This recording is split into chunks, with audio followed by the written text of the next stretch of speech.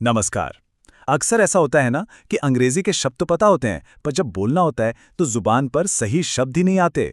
अगर आपके साथ भी ऐसा होता है तो फिक्र की कोई बात नहीं, आप एकदम सही जगह पर हैं। आज हम ऐसे 50 वाक्यों पर नजर डालेंगे जो आपकी रोज की बातचीत को ना सिर्फ आसान बल्कि काफी असरदार भी बना देंगे। और देखिए, ये बहुत ही आम बात है।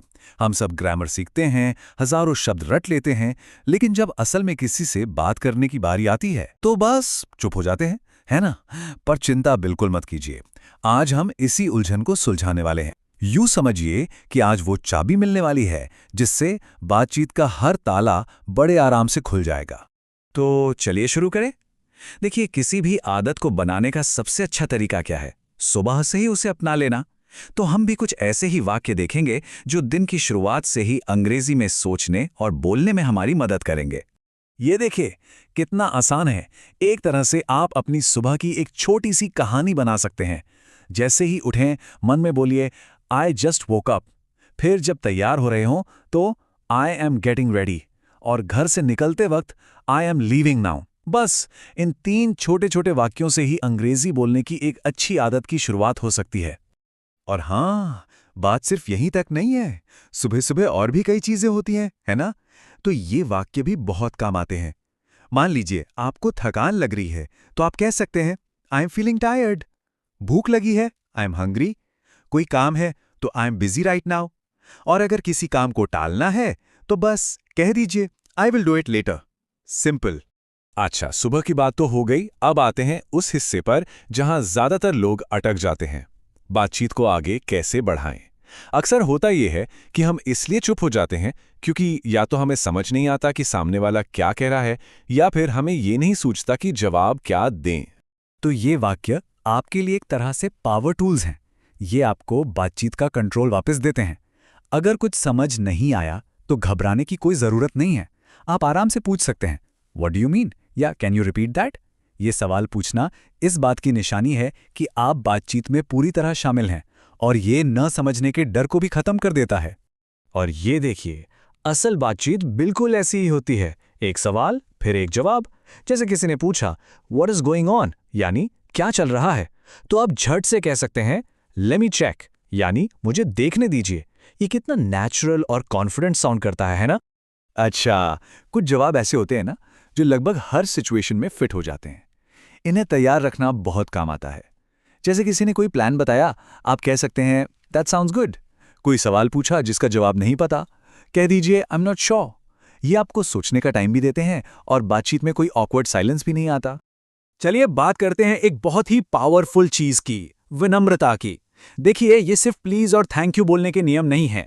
ये असल में एक सीक्रेट वेपन है, एक ऐसा हथियार जो आपकी बातचीत को बहुत ज्यादा स्मूथ और पॉजिटिव बना देता है। तो अगले जो 10 वाक्य हम देखने वाले हैं वो इसी विनम्रता पर ही आधारित हैं। और यकीन मानिए, ये छोटे छोटे वाक्य एक बहुत बड़ा फर्क पैदा कर सकते हैं। जरा इन वाक्यों पर गौर कीजिए। सिर्फ थैंक यू की जगह थैंक यू सो मच कहना ज्यादा असर डालता है। किसी की मदद के जवाब में यो वेलकम की जगह इट्स माई प्लेजर कहना और भी अच्छा लगता है। और अगर कोई गलती हो जाए तो बहस करने के बजाय बस माई मिस्टेक कह देने से मामला वहीं संभल जाता है। ये सब दिखाता है कि आप सामने वाले की इज्जत करते हैं।